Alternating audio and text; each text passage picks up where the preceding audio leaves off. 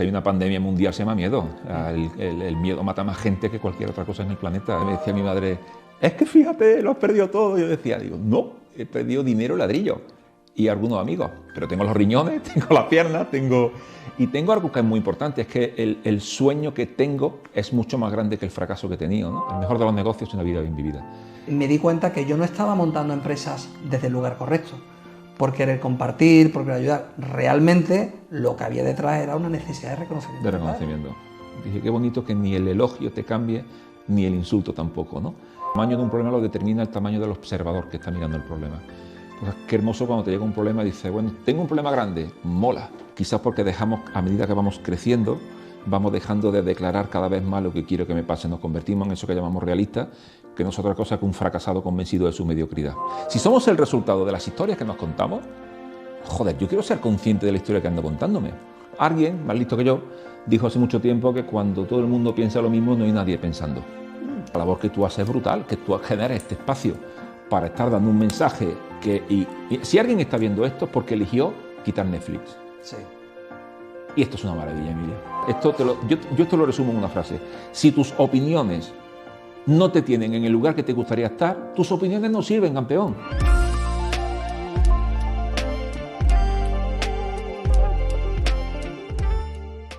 Buenos días, estamos aquí en otro programa de Entre Activados y hoy tengo el enorme placer, es un gozo para mí de verdad, porque viene una persona a la que le tengo mucho cariño, hace muchísimo tiempo que le sigo en redes sociales, como yo digo, tenemos vidas paralelas, pero una cosa por otra no terminamos de cruzarnos y bueno, ahora que arrancaba el año, digo, una de las primeras personas que quiero que venga a Entre Activados era él, porque es una persona que lo vas a ver, lleva muchos años en el mundo de la formación, ahora te hablaré de su currículum, lleva muchos años muy activado, de hecho su eslogan, su frase favorita es siempre para adelante, es una persona activada y ni te imaginas la cantidad de cientos, no, miles de personas que habrá activado ya. Así que para mí es un placer hoy presentarte a mi amigo Pepe Cabello. Pepe, ¿qué tal? Pues un lujazo, o sea, disfrutando un montón y compartimos ese gozo, o sea que también es cierto que llevamos esas vidas paralelas, que nos seguimos por redes y que me hayas llamado para compartir este evento contigo, este momentito contigo, es un lujazo. No se puede empezar mejor el año, o sea que brutal.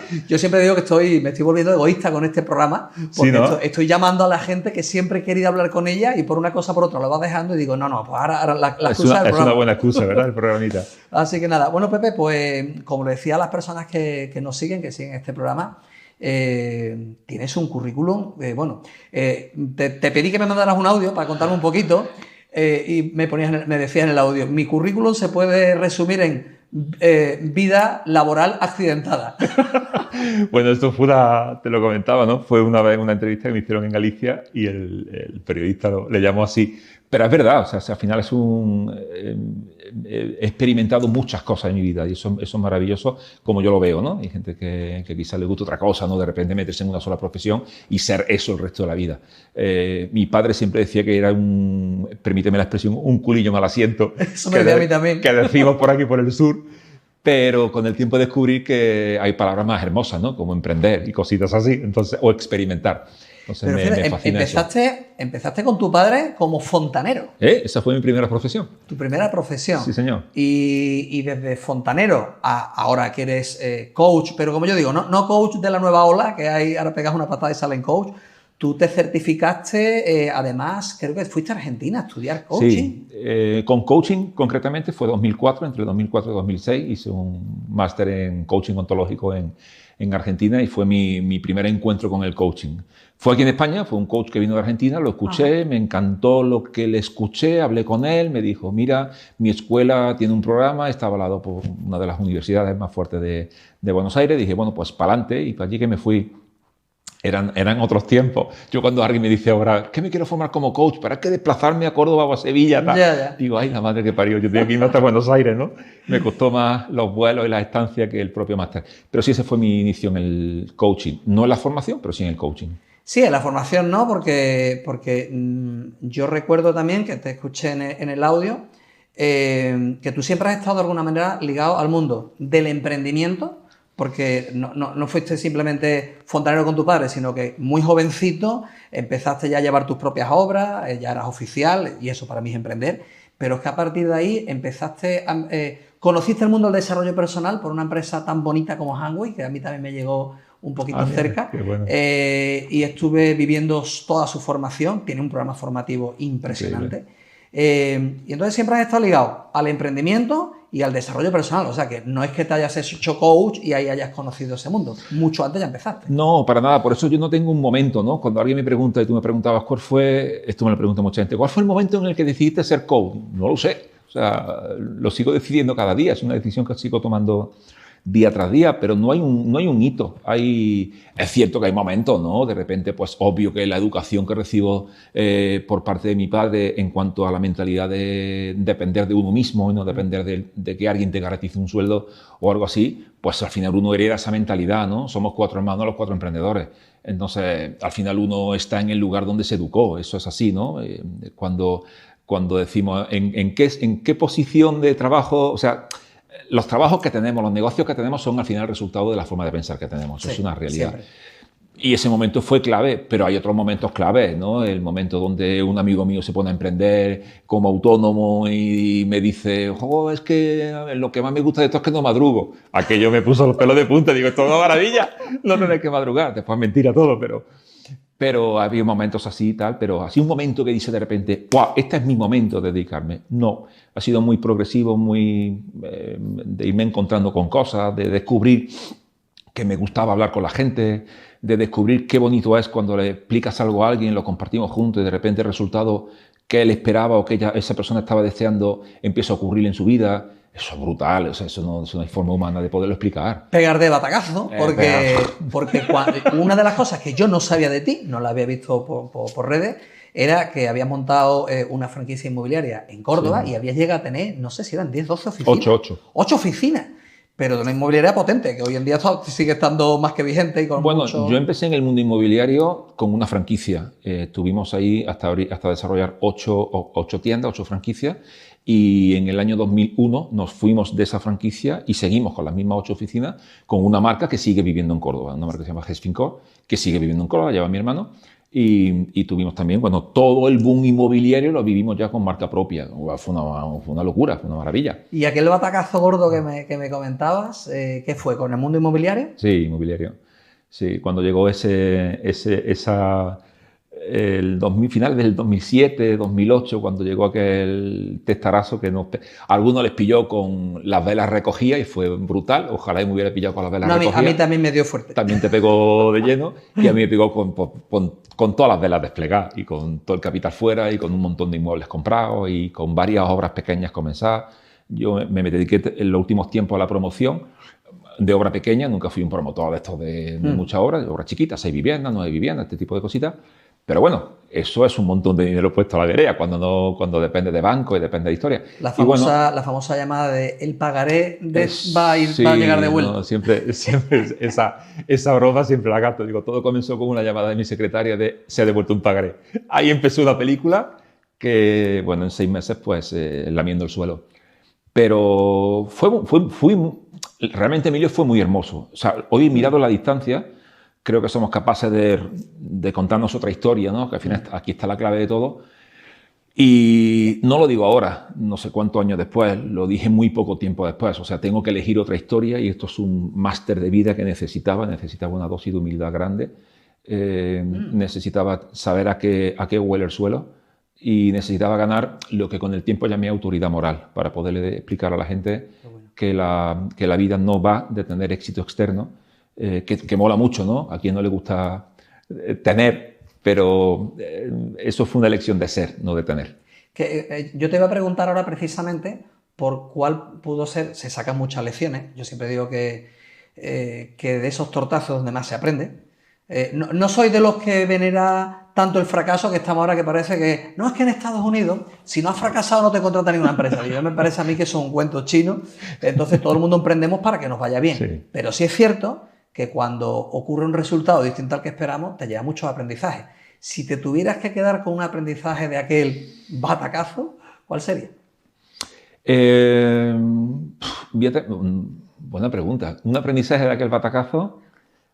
Uno, que la vida no depende del resultado externo. Creo que es una cosa que aprendí muy rápido.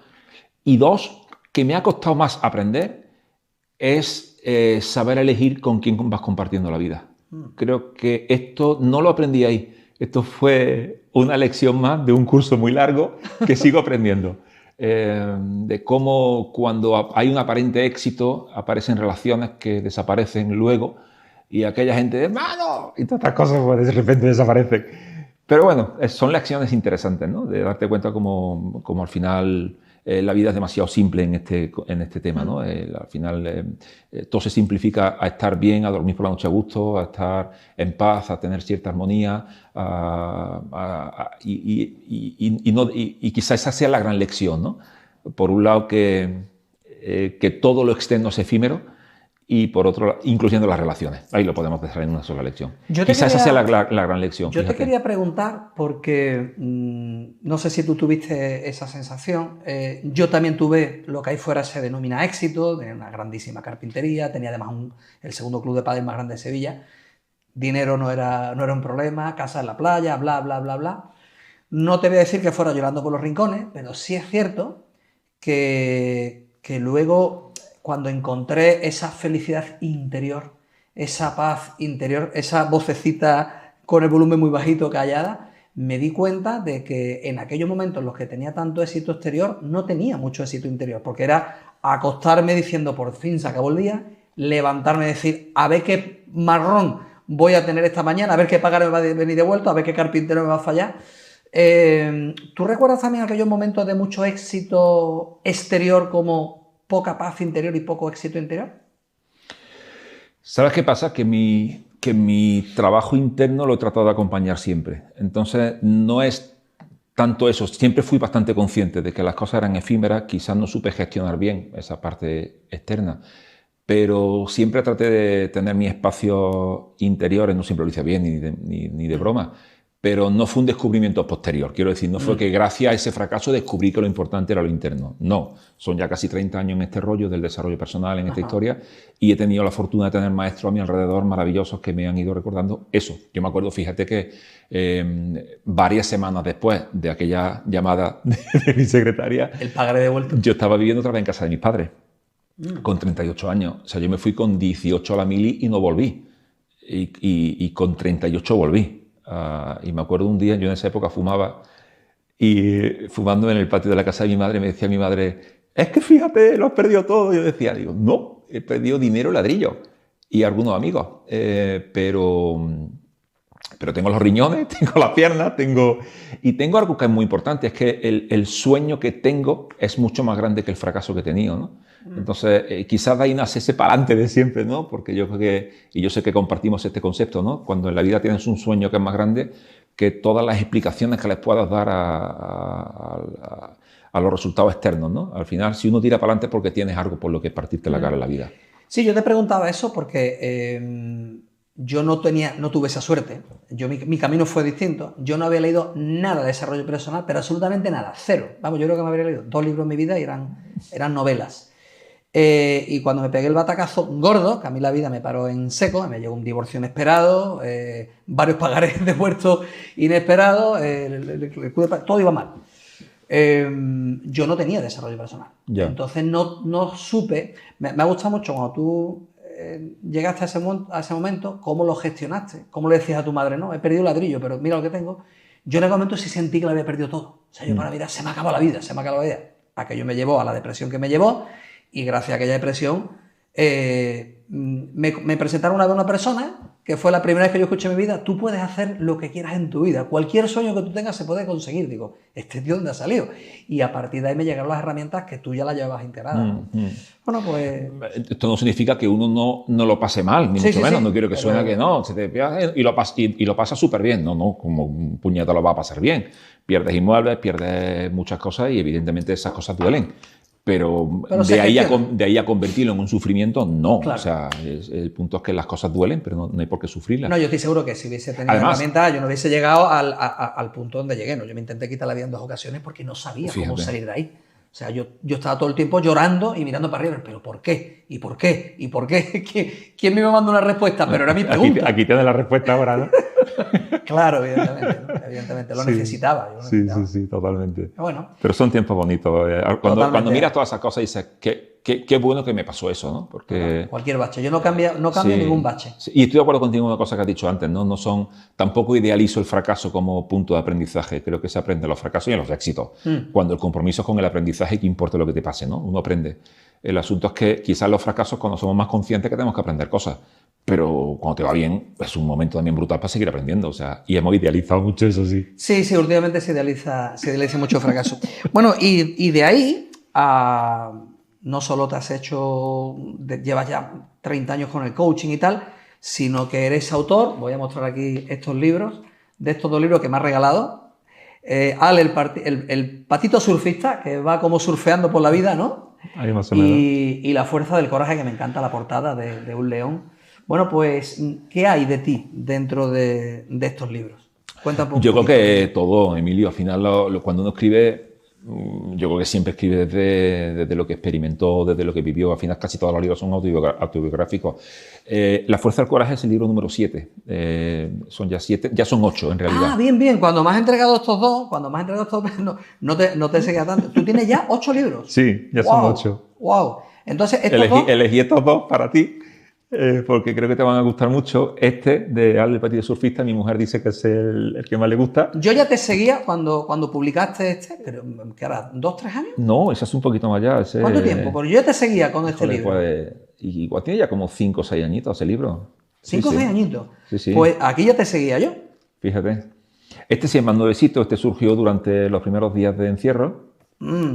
Surgió la fuerza del coraje, entendiendo que lo que venía era una epidemia de miedo mucho más seria que cualquier cosa que nos quisieran decir que venía, ¿no? Entonces surgió el concepto de, bueno, vamos a ayudarle a la gente a gestionar un virus de verdad, que es el virus del miedo. O sea que independientemente del dichoso bichito, yo ya no digo ni virus, digo el bichito, y de los momentos que nos ha tocado vivir, ¿crees que ha sido más potente el miedo que el propio definitivamente. bichito, ¿no? Si hay una pandemia mundial, se llama miedo. El miedo mata más gente que cualquier otra cosa en el planeta. Primera causa de muerte, lo declaro con mucha vehemencia, es el miedo. No me cabe la menor duda.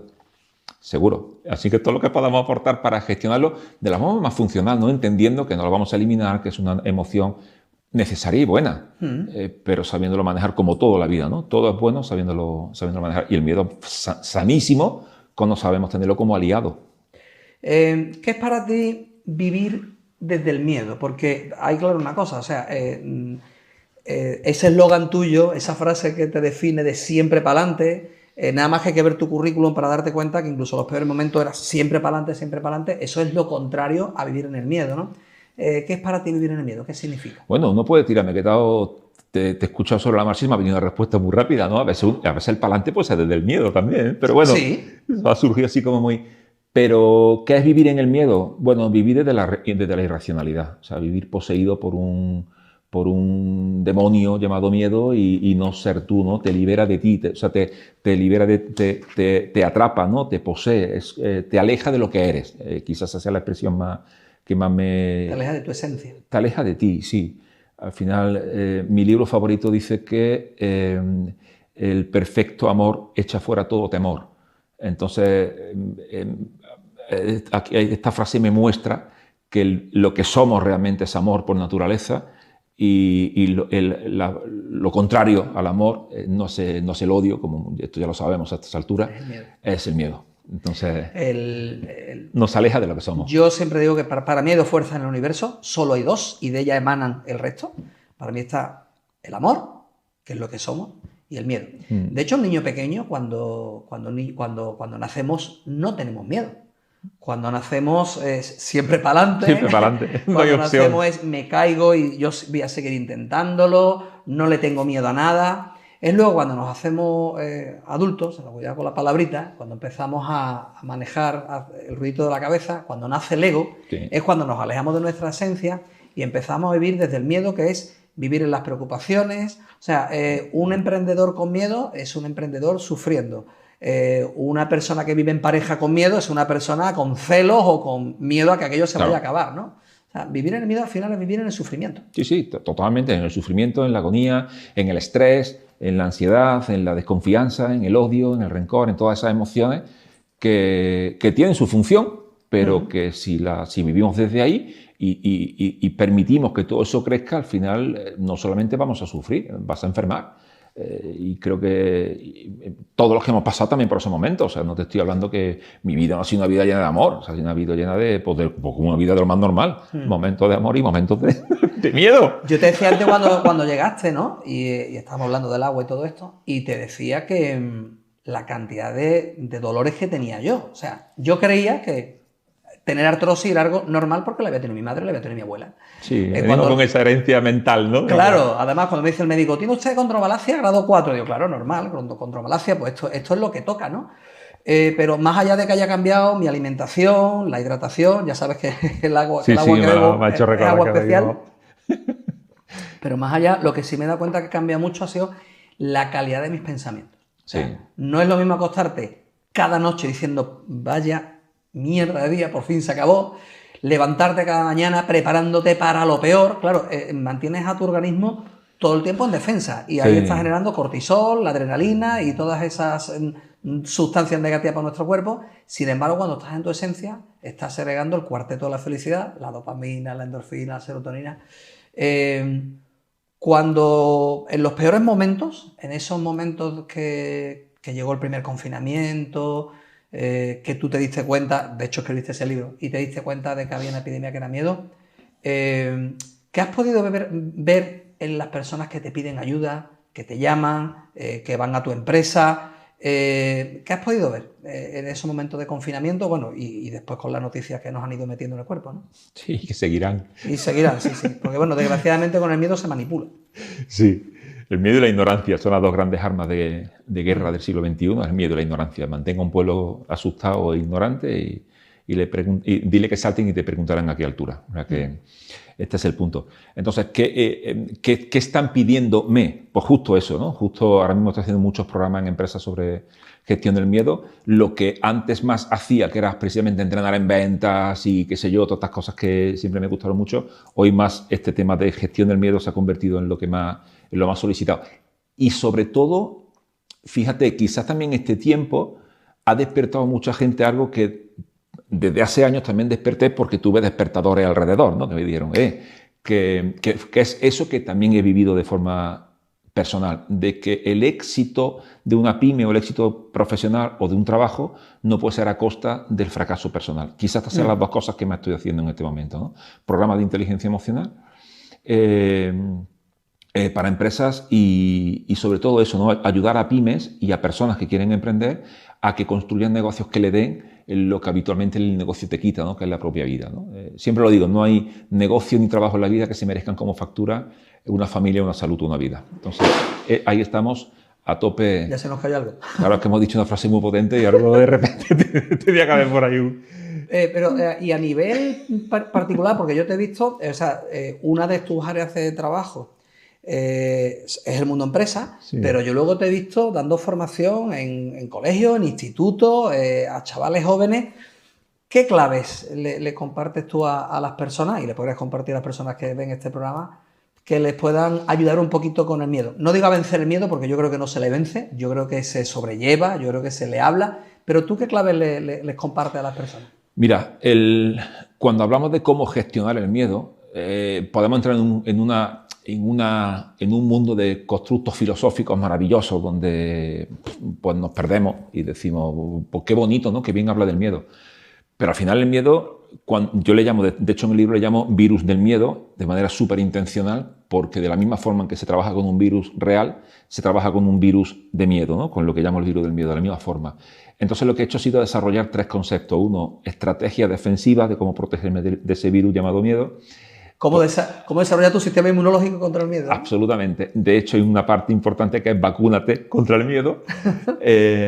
Quizás también la gente tiene muy interiorizado este concepto ahora. Y estrategias ofensivas. Cómo protegerme, cómo vacunarme y cómo atacar a ese virus, ¿no? Y es súper funcional. O sea, los consejos al final son cosas que tú y yo sabemos. Cuando digo tú y yo, es impersonal. Cualquier persona, si yo te digo, apaga la tele, pues... Va a decir, ¿por qué? Coño, porque si te pegas todo el día escuchando noticias alarmistas, pues como decía nuestro amado Jim Rohn, la mente es un jardín y al final lo que siembra florece, total, aunque sea por insistencia, ¿no? Pero si te mantienes leyendo novelas policíacas todo el tiempo, pues vas a sospechar hasta de tu madre, ¿no? Entonces, porque todo termina germinando, ¿no? Entonces, protégete de ciertas cosas, protégete de gente pesimista, protégete de los esquizofrénicos, los que tienen excusas para todo, protégete de todo eso. Al final hay que protegerse de ciertas cosas, ¿no? Pero simplemente por un tema de salud mental, salud emocional y salud espiritual, y en consecuencia salud física, que a veces nos preocupa mucho la salud física, a mí también, pero hay otras áreas de la salud que cuidándolas se van a manifestar en la salud física, ¿no? Tú hablabas antes de los pensamientos, que decías, nunca pensé que cuidar mis pensamientos era tan importante. Joder, Emilio, a esta altura te pasa la vida enseñando esto también. O sea, el pensamiento genera emoción, la emoción es bioquímica, la bioquímica se expresa en el cuerpo. Entonces, al final, los pensamientos también son resultado de las enfermedades espirituales que tenemos, ¿no? Yo soy de los que defiendo profundamente que enferma el alma y lo explica el cuerpo. Al final, el cuerpo lo que está haciendo es manifestar una enfermedad del alma. Y esto parece muy esotérico, pero funcionamos en una totalidad. Lo peor que nos ocurrió en la historia fue separar la cabeza y el alma del cuerpo, fue el gran error que se cometió, y quizás una de las cosas hermosas que están sucediendo hoy es que vamos a entender que no podemos separar una cosa de otra. Entonces, fíjate qué cosa tan simple, ¿no? ¿Qué libro elijo leer? Pues ya estoy trabajando el miedo. De hecho, a mí no me gusta mirar al miedo, lo decía antes, como algo peligroso ni siquiera, porque bien usado, hay una frase que digo en mi libro que es: el miedo es el fuego que enciende la antorcha que me va a ayudar a ver en una cueva oscura. O sea, yo necesito el miedo a veces para despertar mi... Sin el miedo, claro. En fin, yo me tiraría de una azotea a volar porque me encanta volar y estaría siempre escalando y caminaría por lugares peligrosos. Tiene su función, despertar nuestros sentidos, ya está. Entonces lo necesitamos. El asunto es cuando lo cronificamos como cronificamos otras enfermedades, ¿no? Entonces creo que hay cosas muy sencillitas de hacer. Respirar. Mira, he descubierto en estos últimos tiempos al final somos lo que te decía, no estamos todo el tiempo descubriendo cosas nuevas, y esto de lo que hacemos tú y yo es un mar sin fin, ¿no? Esto no tiene fin. Y descubrí hace poco el poder de la respiración, algo que no me había planteado en la vida, que influya tanto. O sea, pero es que leí unos estudios recientes, Emilio, que decía que un porcentaje altísimo de las enfermedades que desarrollamos las personas, uno de los denominadores comunes que tenían esas enfermedades era una mala respiración. O sea, respiramos muy mal en general, respiramos rápido por la boca. O sea, son cosas que dices, joder, nadie me enseñó esto, tío. Mira, yo estuve leyendo un estudio, respiramos con un 40% de nuestra capacidad. Un 40%. O sea, quiere decir que estamos diseñados para respirar X litros y estamos respirando un 40%. Yo pongo un ejemplo en mis formaciones, ¿no? Si tú contratas en tu casa 4.000 vatios, pues tú puedes poner la lavadora, la secadora, ¿verdad? El microondas, etcétera. Pero si tienes contratado 1.000 vatios, no puedes enchufarlo todo, ¿no? Está. Pues cuando respiras con un 40%, hay tu cerebro que tiene que decir, a ver, con este poquito oxígeno que me dan, con este 40%... ¿Cómo gestiono? ¿A dónde lo mando? ¿No? ¿A dónde lo mando? Lo manda a los órganos vitales. A la supervivencia. Pero ¿cuáles son los órganos que primero desabastezco de oxígeno? Pues, por ejemplo, los órganos sensoriales. Por eso las personas que fuman tienen menos olfato, tienen menos gusto. Yo siempre digo a las personas de broma, digo, si quieres mejorar tus relaciones sexuales, empieza a respirar mejor. Porque una de las cosas que empieza a despertar son todos tus órganos sensoriales. Entonces, la respiración es una de ellas. Te he visto por ahí por redes sociales que estás compartiendo otra cosa que yo también llevo tiempo haciendo, que son los baños a hielo. Sí. Otro de mis descubrimientos en los últimos tiempos. Para mí ha sido impresionante. Fíjate, Emilio, que en mi primer libro, que se llamaba Coaching y Calidad de Vida, que lo comparto con mi mejor amigo, con Marzo da Silva, ya ahí hablábamos. Marzo es una persona muy científica, ¿no? Se define como un científico. Y ya me ayudó a comprender, a través de ciertos estudios, lo interesante que era terminar la ducha con fría. Pues hace años que esto ya lo escribimos y, bueno, pues lo incorporé. Terminar mi ducha con agua fría.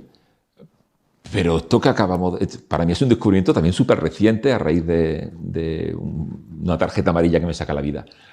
Pero descubrir eso que tú ya también haces, de meterte en baños con hielo, ¡uf! Qué cosa tan hermosa, qué cosa tan bonita y qué sensación tan independientemente de los beneficios. Y qué herramienta más chula para vencer el miedo.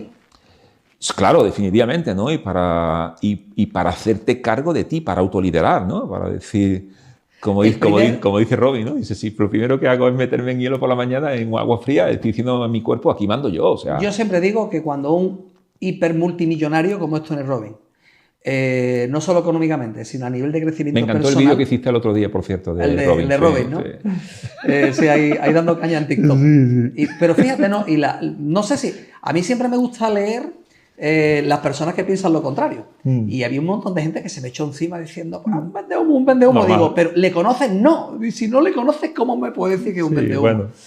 Pues Tony Robbins, aparte de la mansión, el avión, las cosas que se ven, tú sabes igual que yo que ha ayudado a millones de personas, es un obsesivo de que no haya ni una sola persona sufriendo a su alrededor.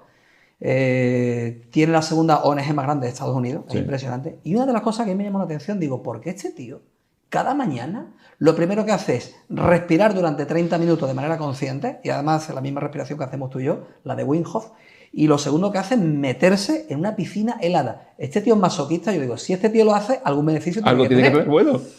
Pero yo recuerdo que lo primero que me ayudó a vencer el hielo fue el miedo, o sea, y el ego. Yo recuerdo que mi primer baño fue con un mentor, con Roberto, que de aquí le mando un abrazo, y mi mujer y yo llenamos una bañera, empezamos allí a echar cubos y cubos de hielo, y ella se mete. Mi mujer tiene una fuerza mental impresionante, sí, ¿verdad? Y ella se mete, yo la veo disfrutando, y cuando yo meto el primer pie...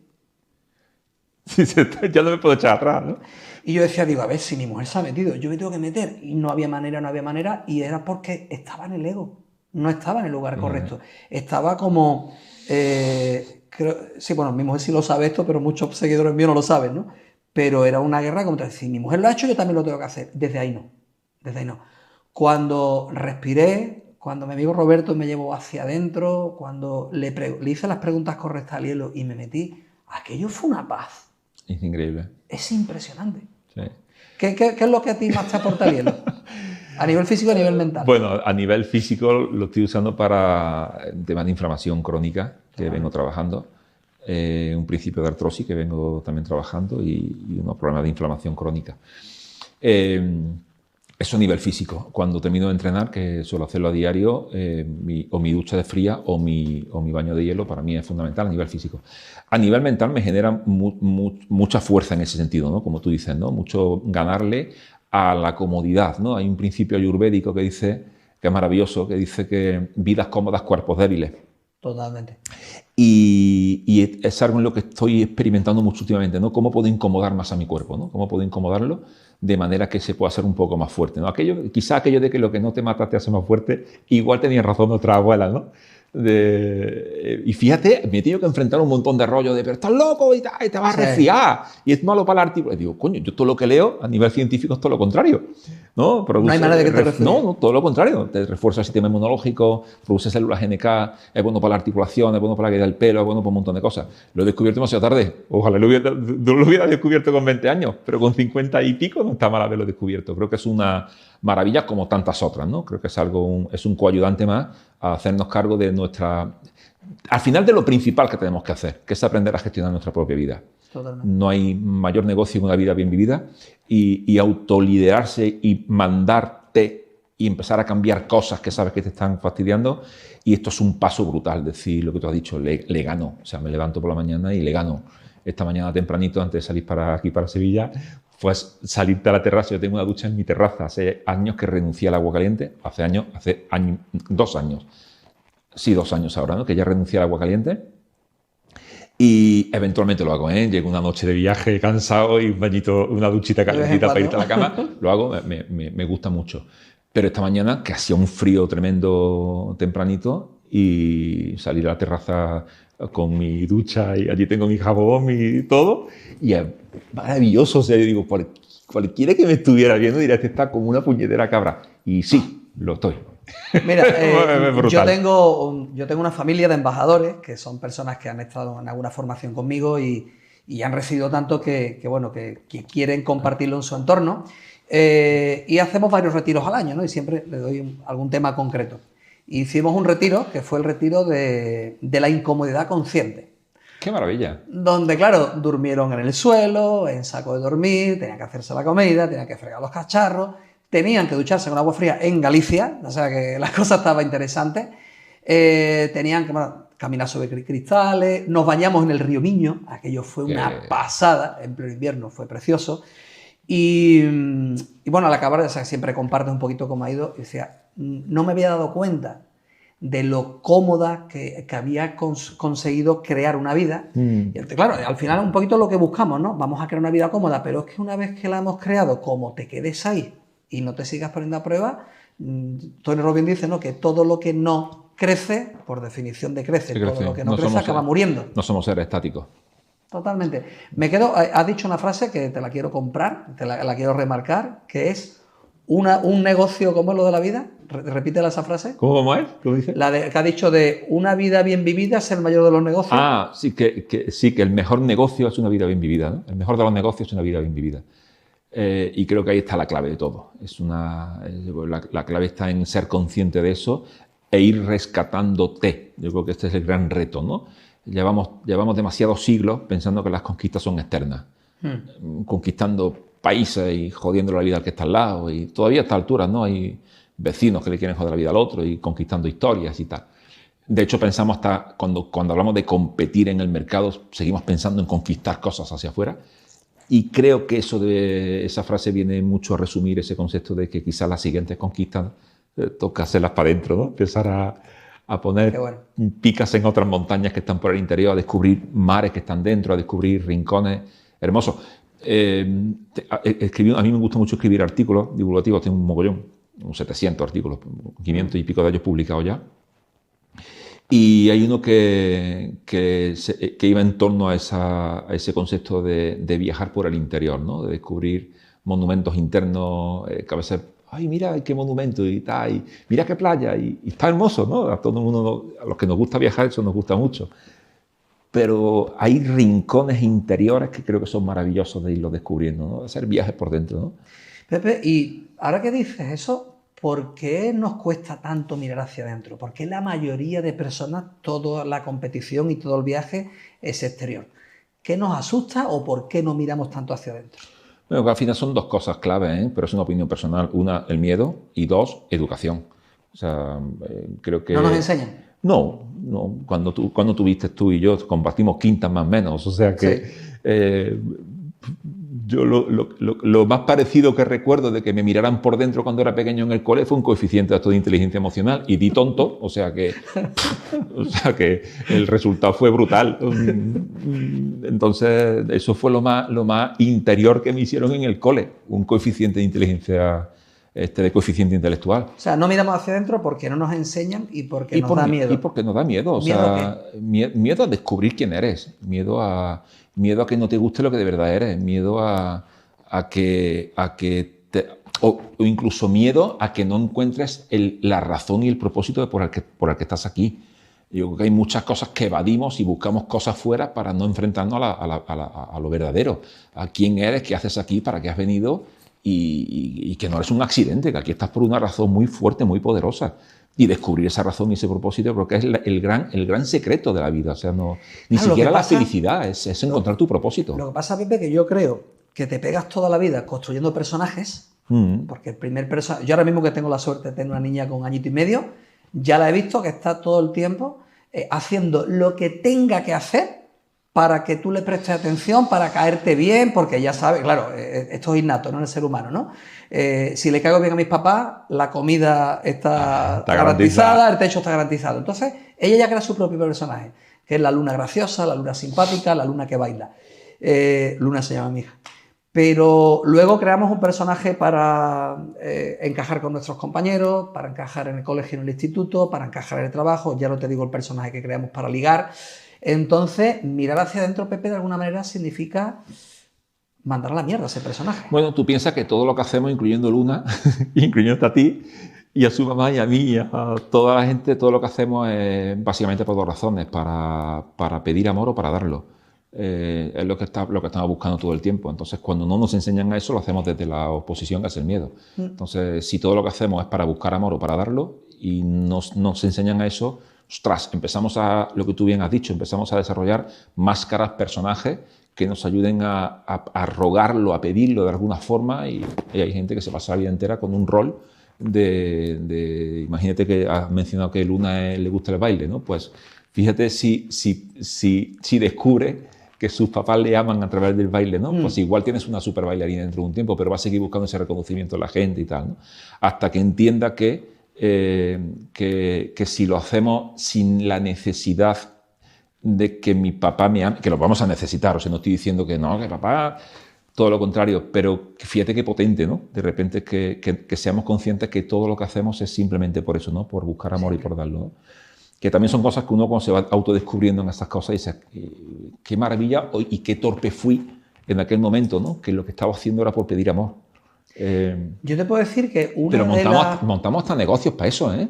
Ahí es donde yo iba ahora. Va. Mira, bueno, sabes, como sigues también a Robin como yo, él defiende las 6 necesidades primarias básicas humanas. Yo la mayor lección que me llevé, yo no entendía por qué yo abría y cerraba el negocio con tanta facilidad. Me iba bien, llegaba hasta arriba, lo más alto que se puede llegar dentro más o menos de una ciudad y tal. Una gran empresa de acondicionado, cuando estoy arriba, la cierro. Una granja escuela, un camping en la Sierra de la Cena, cuando estoy arriba, lo cierro. Una gran carpintería tal, cuando estoy arriba, lo cierro. Y cuando estas herramientas llegaron a mí, y además fueron unos discípulos de Robin, una empresa italiana, y tú buscas Argentina, yo Italia. Y yo me di cuenta de que yo estaba siempre buscando el reconocimiento de mi padre. Y claro, cuando el reconocimiento no me llegaba, pues por aquí no va el camino. Y otra empresa, y otra empresa. Claro. Entonces, no es lo mismo montar seguías con 40 o 50 años, seguías con el mío, ¿qué hago? Seguía pues como lo que hago, ¿no? Bailando, mira lo que hago. Sí. Además, mira, yo tengo una cosita, un pellizquito grabado, evidentemente me lo trabajé, pero se hizo la primera exposición, feria de muestras, sobre la construcción en Sevilla. No recuerdo qué año fue. Y nosotros montamos un stand que teóricamente era para que los arquitectos vieran lo que nosotros hacíamos. Pero ahora me di cuenta que yo iba buscando otra cosa, ¿no? Y entonces montamos el mayor stand de carpintería que se montó en aquella feria. Bárbaro. Y era, nosotros hacíamos hoteles, hacíamos hospitales, hacíamos centros públicos, entonces eran puertas embebidas en el revestimiento que no se veían, panelados, techos curvos, era impresionante. Locura. O sea, cuando acabó aquello, que no sé lo que invertimos, yo me sentía súper orgulloso. Claro, yo invité a mi padre. Papá, tienes que venir para que veas. Y cuando llega al stand, yo mirándolo, digo, papá, ¿qué te parece? Dice, puntillitas, ¿no? Seguimos poniendo puntillitas. El día que te rompas un pie, te quedarás en la estacada, ¿no? Y aquello fue como un ¡buah! ¡Qué hostia! He montado un pedazo de stand y mi padre le llama puntillitas. Fíjate. Y cuando yo sentí aquel pellizquito, me di cuenta que yo no estaba montando empresas desde el lugar correcto, por querer compartir, por querer ayudar. Realmente lo que había detrás era una necesidad de reconocimiento. De reconocimiento. Qué bárbaro, ¿eh? Claro, cuando descubres aquello, cuando te das cuenta de por qué era imposible, por muy bien que te fuera externamente, que es lo que tú decías antes, porque a mí la carpintería me iba genial, internamente no me sentía realizado porque inconscientemente lo que estaba buscando era una cosa que yo no sabía que la estaba buscando.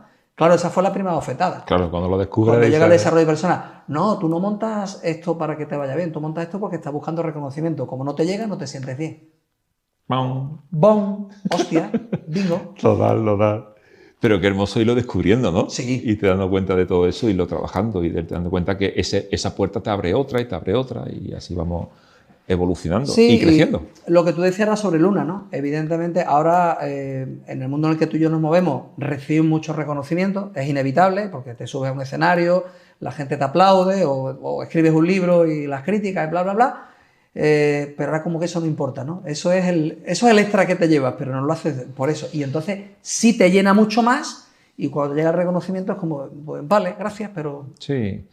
Lo bonito es habérselo trabajado como tú lo has hecho, ¿no? De manera que hoy puedas subirte a un escenario, puedas dar una conferencia a mucha gente, o puedas escribir un libro y puedas que alguien se quiera acercar a ti, que se lo firme y sepas que eso ya no te va a hacer cambiar, o sea, me refiero, no te va a hacer mejor por eso, ¿no? Una vez le escuché me estaba recordando, una vez le escuché a Alejandro Sanz, le preguntaron en una ocasión cómo llevas tanto halago, y me encantó su respuesta, Emilio.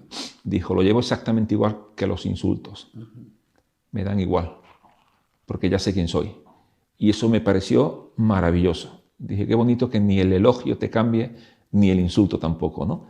Entonces, me pasa mucho, ¿no? Porque en nuestro mundo, lo mismo que tenemos esa gente que nos aplaude, tenemos el que no aplaude, ¿no? El detractor. Sí. A mí me encantan, ¿no? El otro día escuchaba una entrevista, iba a la radio, yo hago mucho zapping en la radio, ¿no? Con el coche, cuando me aburro de escuchar audiolibros, que también me aburro de escuchar audiolibros, que es mi pasión en el coche, y hace un poquito de zapping en la radio. Y en una emisora, de esta medio friki, me encontré una entrevista que le estaban haciendo a Ágata Ruiz de Labrada. Ajá. Y le preguntó el chico que le entrevistaba, no recuerdo quién era, que cómo medía ella su nivel de éxito. Y decía, por el número de detractores que tengo. Totalmente. Y digo, qué maravilla, qué genia, ¿no? Qué bestia. Pero qué bonito que no te afecte una cosa y otra, ¿no? Que ese halago te pueda recordar por qué estás aquí y te pueda de alguna forma asegurar que vas en el buen camino, pero qué bonito también saber que hay gente que le molestas. Yo y compartimos profesión, pero cuando veo un coach o un formador, un capacitador, un facilitador que le cae bien a todo el mundo, digo, lo está haciendo fatal. Lo está haciendo muy mal. No le está tocando las narices a demasiada gente todavía. A mí aquello me lo enseñó Sergio Fernández, que decía, mira, si tú haces formación, si tú te subes a un escenario para recibir aplausos, no estás en el lugar correcto, porque el día que te critiquen te va a molestar. Te va a molestar. Dice, si tú le preguntas a una ardilla, o sea, él ponía el ejemplo de un árbol. Dice, un árbol no da sombra para caerle bien a los demás. Un árbol da sombra, ¿por qué? Porque es un árbol. Punto. Es lo que es mi naturalidad, es dar sombra. Entonces, si lo que a ti te sale de manera natural es enseñar a otras personas, ayudarles, formarles, entonces ni te van a afectar los halagos ni te van a afectar los insultos. Entonces, Sergio Fernández siempre decía, sé como un árbol, que al final es lo mismo que a ti te enseñó Alejandro Sanz y no enseñó Sergio Fernández. Pero de aquel entonces yo vigilo mucho cuando un insulto me remueve, me miro hacia adentro, no miro hacia la persona que me insulta. Claro. Cuando un halago me hace sentir demasiado, miro hacia adentro. ¿Estoy ya en el ego o estoy en mi sitio, ¿Qué me está pasando para que me mole tanto? Totalmente. ¿Qué me está pasando para que me moleste tanto, ¿no? Pero al final es un poco inteligencia egoísta, como yo le llamo. Si algo externo te remueve para bien o para mal, no eres dueño de tus emociones. Y si no eres dueño de tus emociones, amado mío, empezamos a tener un problema. Pero fíjate que hermoso lo que dice, ¿no? Porque lo externo viene a retar todo el tiempo lo interno, claro. como bien lo estás diciendo, ¿no? Lo externo viene siempre a retar a lo interno. Qué buena esa frase. Sí, de hecho, el problema grande no existe, los problemas no tienen tamaño, las circunstancias no tienen tamaño y las situaciones no tienen tamaño. Las circunstancias, la situación de los problemas vienen a mostrar el tamaño de la gente que lo observa. El tamaño de un problema lo determina el tamaño del observador que está mirando el problema. Entonces, qué hermoso cuando te llega un problema y dices, bueno, tengo un problema grande, mola, porque me está mostrando el problema que mi manera de ser es pequeña contra este problema. Esto es una conclusión, después de haber currado mucho con este concepto y de haberle leído una frase a Jim Rohn hace tiempo que decía, Jim Rohn era un tipo muy creyente, decía, Señor, no me des problemas, dame una manera de ser más grande, ¿no? O dame habilidades para gestionarlo, de manera de ser un poquito más cosecha propia. Pero de ahí concluye este concepto tan bestia, ¿no? Que a mí me parece brutal. Cuando alguien llega y dice, es que tengo una situación que me desborda. Digo, mola, igual que tus bordes son más pequeños que lo que... Y lo que hay que aprender es aumentar esos bordes y ponerte a la altura del problema, ¿no? Poderle mirar a la cara y decir, bueno, está bien, estás aquí para retarme y para hacer que yo pueda crecer, ¿no? Quizás por eso es de donde concluimos que en los momentos de dificultad aprendemos más. Si estamos dispuestos a aprender. Pero en los momentos de bonanza también se aprende un montón. Sí, yo siempre digo que si tú tienes, no sé, si podemos medir los problemas en escalas, y hay escala número 100, si tú estás en el número 50 de tu crecimiento personal y te llega un problema 60, sea economía, sea salud, sea de pareja, Si tú estás en el escalón 50 y te llega un problema a nivel 60, lo vas a pasar mal. Pero cuando tú seas capaz de superar ese problema, el próximo problema que te llegue a 60 no te va a afectar, ni el de 50, te afectará el de 70 y seguirás creciendo. Eso es, porque tu manera de ser aumentó. Yo a veces lo que cuento es una historia personal de mi hija, tiene ahora 11 años. Cuando era muy chiquita empezó a ir a la guardia y luego al cole y toda la movida. No sé en qué momento fue, ¿no? Si escucha esto, que lo escuchará, dirá que porque sigo contando estas cosas, pero bueno, pues ya está en ese momento de que no cuentan mis cosas. Pero se le rompió una goma de borrar, de estas de borrar el lápiz, ¿no? Y venía, pero ¿sabes estos llantos de crío de corazón encogido? Porque se le había roto la goma de borrar, ¿no? Yo a veces esto lo cuento y digo, qué momento tan bestia, ¿no? Porque aquí se puede ver también cómo hubiéramos respondido a la mayoría de los padres, ¿no? De las madres. Estaría el padre optimista, ¿no? De, pues no te preocupes, ya tienes 2, ¿no? Estaría el que diría, no pasa nada. Sí, la mayoría de la gente, no pasa nada, que solo es una goma. Pero para ella era un problema más grande que su manera de ser. En aquel momento sí. Hoy, cuando cuento esto, se parte de la risa. De hecho, ya no quiere ni que lo cuente. ¿Cómo voy a llorar por eso? Claro, hoy te ríes de eso. Hoy si te parte una goma, te parte de la risa de la goma y chimpún. Hoy tiene otros problemas, que cuando tenga 18 se reirá. Y así, porque la manera de ser va aumentando, nuestra forma de gestionar todo eso va aumentando y miramos esas situaciones de rotura de gomas de la vida con otra mirada, con otro observador, ¿no? Entonces, yo pongo el ejemplo del carnet de conducir, ¿no? Todo cuando fuimos la primera vez y vimos allí 3 pedales y tenemos 2 pies, digo, aquí alguien se ha equivocado, el ingeniero, y los 2 retrovisores y la palanca de cambio, el retrovisor de aquí, ¿y esto qué es? Y se nos hacía un mundo conducir. Y ahora eres capaz de ir conduciendo, con el móvil aquí hablando, comiéndote un bocadillo, escuchando un audio y no eres ni consciente de que vas conduciendo, porque tu nivel en este caso de conducción ha superado a aquel primer momento en el que vamos automatizando, ¿no? todos esos procesos. Y gracias a Dios que automatizamos, si no podríamos... El problema es cuando automatizamos las cosas importantes de la vida, ¿no? Que automatizáramos una conversación con un amigo, que automatizáramos, pues no sé, cualquier cosa. Los que hemos vivido automatizar comer, pues también fíjate cuando automatizas cualquier cosa que son verdaderamente... O cuando automatizamos respirar, que hablamos antes. Cuando automatizamos lo importante, ahí es donde la liamos. Obvio que hay cosas que tenemos que automatizar, no podríamos seguir aprendiendo cosas, ¿no? Sí, pero ahora que estás hablando de automatizar, me gusta mucho que entremos en este... Porque hay un concepto que, bueno, se utiliza demasiado, y quizás porque se utiliza demasiado no se da importancia, que es vivir en piloto automático. O sea, para mí es un crimen, para mí es el mayor de los dolores. No ser consciente. De hecho, esta mañana, llegando aquí, me paré en el coche. Yo cuando se me viene algo a la cabeza me paro y grabo un vídeo, un audio, lo que sea, y lo grabé, ¿no? Llega 2023, ponemos todos los propósitos de año nuevo, este año iba a ser mejor, pero luego llego al día a día y voy igual al trabajo, como de la misma manera, veo lo mismo en televisión, le decía a las personas, digo, si tú eres capaz de vivir 365 días conscientes, si eres capaz de decir, a ver, hoy, ¿qué acción concreta voy a hacer que mejore mi relación de pareja? Una, pequeñita. ¿Qué acción concreta voy a hacer o dejar de hacer que mejore mi salud? Una. ¿Qué acción concreta voy a hacer o dejar de hacer que mejore mi economía? Si tú haces eso 365 al año, eso cambia. Entonces, ¿qué sientes tú o cuando tú hablas del piloto automático que en tus conferencias, qué hablas sobre este concepto? Bueno, totalmente de acuerdo contigo. Creo que ser atrapados y confesar que además soy eso, ¿no?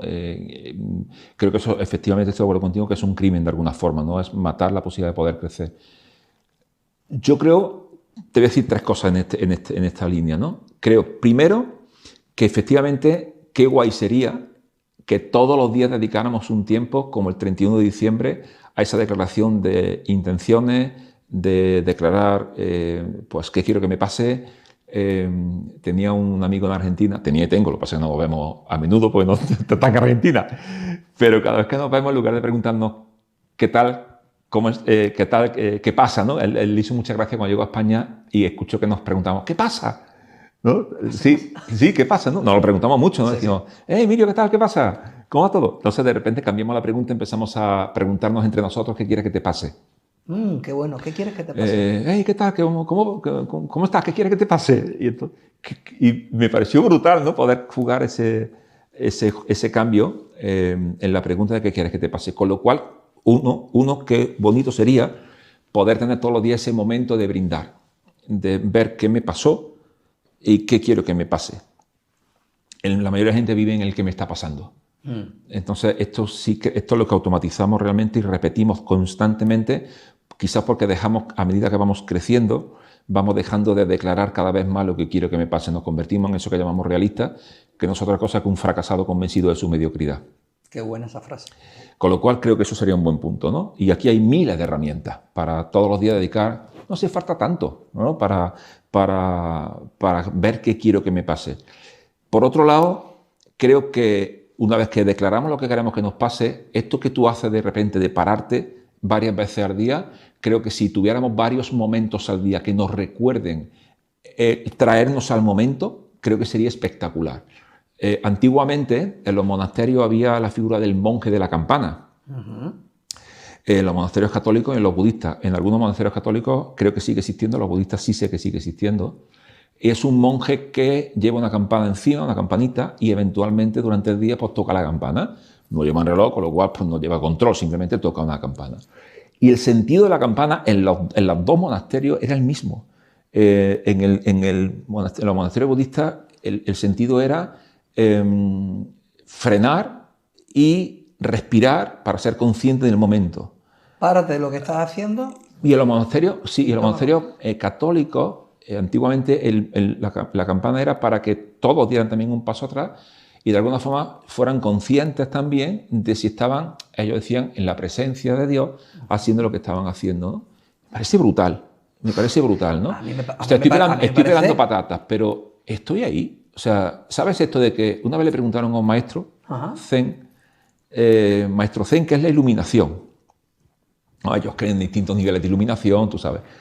Y el tipo se quedó pensando y dijo, la iluminación es que cuando estés friendo un huevo, frías un huevo. Entonces me parece que si tuviéramos, por un lado, un ratito al día para saber qué me pasó y qué quiero que me pase, no qué me está pasando, romper eso. Dos, que fuéramos capaces de varios momentos al día tener una especie de, no sé, despertador. Hoy tenemos más facilidad. El monje de la campana puede ser tu móvil, que te pongas varias alarmas. Es que te lo iba a decir ahora, digo, pero fíjate, Pepe, qué potente es lo que estás compartiendo y qué simple. O sea, vamos, yo te digo una cosa, yo desde ya... Alarmita en el móvil. Me voy a poner... Yo vivo muy consciente, evidentemente, porque no puede ser de otra manera, estás ayudando a otras personas, pero quizás en algunos momentos pasen muchas horas en las que estás con otras cosas. Están otras cosas. Qué simple es decir, pues mira, va a sonar a las 10 para tomar conciencia en el área de pareja. A las 12 va a sonar para tomar conciencia sobre el área de emprendimiento. Lectura. Sí, ponte unas alarmas. O pequeño anclajito. Mira, yo llevo ¿Qué significa eso para ti? Ahora que lo sabes. Mira, precisamente esto se lo compré a Robbins. Esta pulserita, este anillito. ¿Qué dice? Pasión. Pasión. Sí. ¿Y para ti es un anclaje? Para mí es un anclaje. Cada vez que lo toco, es simplemente lo que hago es una respiración profunda. Lo que yo hago simplemente con esto. Es tu propia campana. He cambiado esto.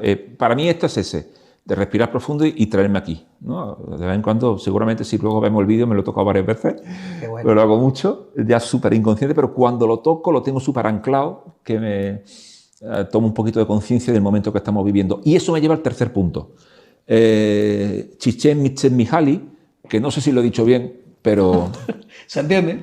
Pero bueno, desarrolló un concepto muy chulo junto con William James, el padre de la psicología moderna, y Csikszentmihalyi escribió un libro maravilloso a raíz de aquellos estudios que hicieron que se llama Flow. Libro espectacular. Y aquí Csikszentmihalyi habla de un concepto que le llama autotelismo, momentos autotélicos. Y estoy trabajando mucho conmigo en eso ahora. Y es que cada cosa que haga para lograr esto que declaré que quiero que me pase, lo convierta en un objetivo en sí mismo. O sea, no estoy haciendo esto. Que quiero que me pase. No estoy haciendo esto para lograr esto. Lo estoy haciendo y lo voy a convertir en una experiencia autotélica. Lo estoy haciendo para hacerlo. No lo estoy haciendo para esto, lo estoy haciendo para hacerlo. Que es un poco como centrarme en el camino, en el proceso. Absolutamente. Ahora ya sé lo que tengo que hacer y paro el reloj. Estoy aquí contigo. Pues quiero que esto sea una experiencia autotélica. ¿Qué significa eso? Separó el mundo. Estoy con Emilio y quiero que separe el planeta, porque esto es autotelismo puro. O sea, poder disfrutar el momentazo. Que es lo contrario que nos está pasando ahora con el tema móviles, ¿no? Yo ya sabes que, bueno, se nos van los ojos cuando vemos algo que, ¡ay, qué lástima! No se están dando cuenta. Entras en un restaurante, entras en un bar y ves a parejas que en vez de estar hablando de ellos, están cada uno con sus redes sociales. Eso es lo contrario a lo que está diciendo con este libro. 100%. Pero cualquier cosa, Emilio, cualquier cosa, leer un libro, caminar, hacer una ruta de senderismo, que sé que nos encanta, cualquier cosa. O sea, ¿por qué una ducha de agua fría no puede ser una acción autotélica? ¿Por qué no lo puedo convertir en lo mejor que me está pasando en este momento, ¿no? Pero me pasa, ¿eh? No estoy diciendo que viva en ese estado de, ojalá, de iluminación. Pero lo buscas. Lo busco, ¿no? De decir, a veces te estás duchando, estás pensando, a ver lo que tengo que hacer luego. No, tío, este es el momento, tío. Y ¿sabes? Y por muy difícil que sea, o casi por imposible que sea, porque yo creo que el secreto de todo esto no está en lograrlo, está en hacerlo. En el proceso. Y que el propio proceso sea también un acto autotélico. Que el propio proceso sea, pues lo voy a disfrutar a tope. Con las cosas mejores y con las cosas peores, ¿no? Convertir todo eso en una... Claro, lo ideal sería convertir la vida en un estado autotélico, ¿no? Esto es lo que plantea Csikszentmihalyi, o como se diga. Pero bueno, lo bueno es que vivir ese proceso autotélico, que al final no es más que, bueno, lo que ahora le llaman tanto... ¿cómo le llaman al concepto? Se me queda en blanco. El concepto este de vivir el presente. Mindfulness, ¿no? El mindfulness, que ahora está tan de moda el mindfulness, ¿no? ¿Qué es el mindfulness? Pues cuando estás planchando, estás planchando. Cuando estás friendo un huevo, estás friendo un huevo. Al final es lo mismo que dice Chiche. Tal cual. Ese proceso, esa manera de vivir consciente el momento, ayuda un poquito a calmar la vocecita que yo le llamo, ¿no? Sí, definitivamente calmar la vocecita. Y sobre todo, yo creo que también de las cosas hermosas, y nos lleva a un punto también muy bonito eso, es que nos demos cuenta en qué andamos pensando, ¿no? Una de las cosas que a mí me gusta mucho que la gente se lleve como pregunta brutal para gestionar los pensamientos y sobre todo el mundo emocional, porque al final todos los resultados que tenemos en la vida son el resultado directo de la emoción en la que más tiempo vivimos. Y si una emoción es consecuencia de la forma de pensar que andamos teniendo y de los hábitos que sostenemos, pues me parece que es brutal que nos demos cuenta, ¿no? de qué pensamiento andamos teniendo. Tú lo decías antes, ¿no? De qué estoy pensando en este momento para sentirme como me estoy sintiendo, ¿no? Me parece que es una pregunta que si uno lo incorpora como algo normal, decir, ¿y qué estoy pensando ahora? ¿Qué historia me ando contando? ¿Por qué me estoy contando esta historia, no? ¿Por qué elegí esta historia? ¿Sabes lo que me decía el otro día? Vino un coach, también muy amigo, Alonso Pulido, el coach de la felicidad. Y él dice que la pregunta que se hace es, ¿soy idiota? Cuando tenía un pensamiento negativo, ¿soy idiota? Esto que estoy pensando es una idiotez. O sea, de ahí era... Y de hecho, hacía una técnica, que fíjate qué cosa más, que era irse al espejo, mirarse enfrente del espejo, recrear el pensamiento y pegarle una pedorreta. O sea, digo, yo lo que hago es cuestionarme, ¿no? Tú lo haces de una manera más divertida. Sí, está bien, pero es lo mismo al final, ¿no? Es desafiar eso y cortarlo. Pero a mí una de mis super obsesiones, hoy me di cuenta que es una herencia educativa que gracias a Dios me metí en esa línea. Pero frenar y pararte a pensar en qué ando pensando, por qué elegí esta historia. Porque al final, si somos el resultado de las historias que nos contamos, joder, yo quiero ser consciente de la historia que ando contándome. Porque al final lo que nos está pasando no está determinando nuestra vida.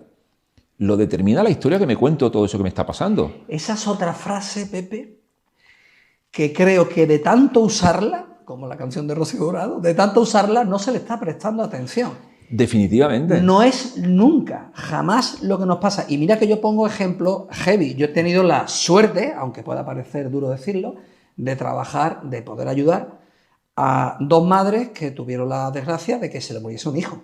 Que creo que podemos hablar de otra persona que haya perdido las dos piernas. Da igual el ejemplo que me pongas. Da igual, no importa. Una madre, cuando yo le dije, ok, tu hijo ya no va a volver, vamos a ser conscientes, si hubiésemos podido elegir, nadie elige pasar por este momento, ¿ok? O sea, el desarrollo personal no es happy flower. ha muerto un hijo y vaya mierda. Como dice, Ahora, una vez que ha muerto, ¿qué podemos hacer con este hecho para darle algo de significado? Una dijo, con este hecho no puedo hacer nada, y la otra dijo, oye, pues creo que puedo ayudar a otras personas con este ejemplo, ¿no? Entonces, Pepe, tú coincides conmigo, nunca es lo que nos pasa, siempre es lo que nos contamos sobre lo que nos pasa. Sí. Cuando decía esto de las dos mamás, me acordaba de una vez que escuchaba a Dante Hebel decir que es a lo único que Dios no le puso nombre. No existe una palabra que defina el dolor de perder. No existe. No. Es lo único que no existe una palabra para definirlo. Yo creo que no hay un dolor más. Pero yendo a tu pregunta, me hiciste recordar eso de Dante, yendo a tu pregunta, creo que tenía que ver con la historia, ¿no? ¿Qué podemos hacer con eso, con el estímulo, con lo que nos va pasando? Fíjate, Abraham Beck y Albert Ellis, que son dos psicólogos que desarrollaron todo lo que tiene que ver. Albert Ellis es el que desarrolla mucho esta terapia, ¿no?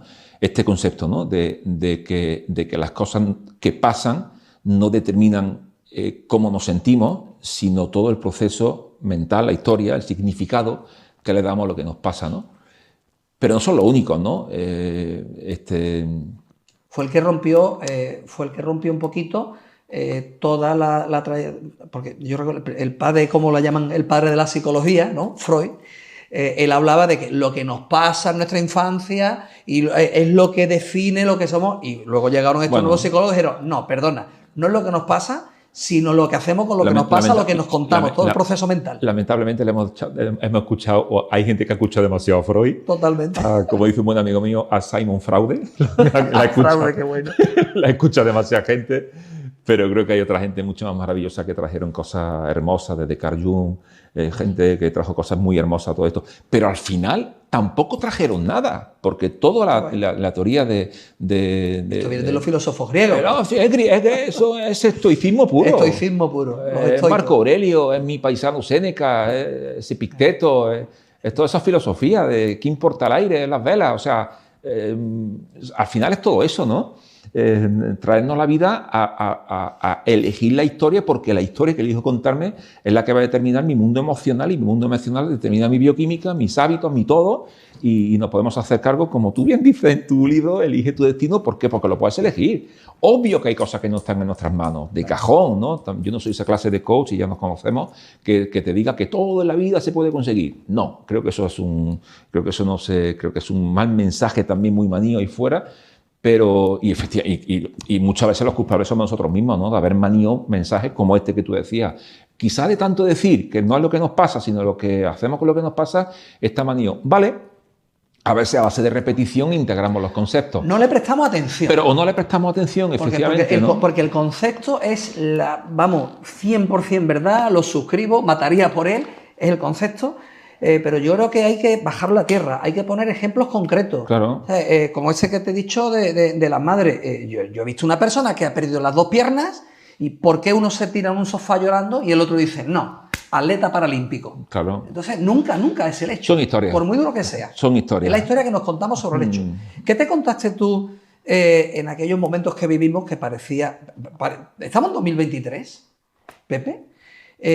Parece que aquello de la pandemia pasó hace un siglo, pero oye, no, vamos a parar un momentito, porque aquí había gente que decía y que creía que se iba a acabar el mundo. A mis cursos llegaron personas llorando, porque eran médicos, eran enfermeros, diciendo, es que ¿cómo voy a trabajar con este miedo? Es que voy a morir, es que me voy a contagiar. Y ahora de una primera, el virus se ha acabado. Y ahora el nuevo virus es la guerra de Ucrania, que si alguien le va a tocar el botón, que si la tercera guerra mundial.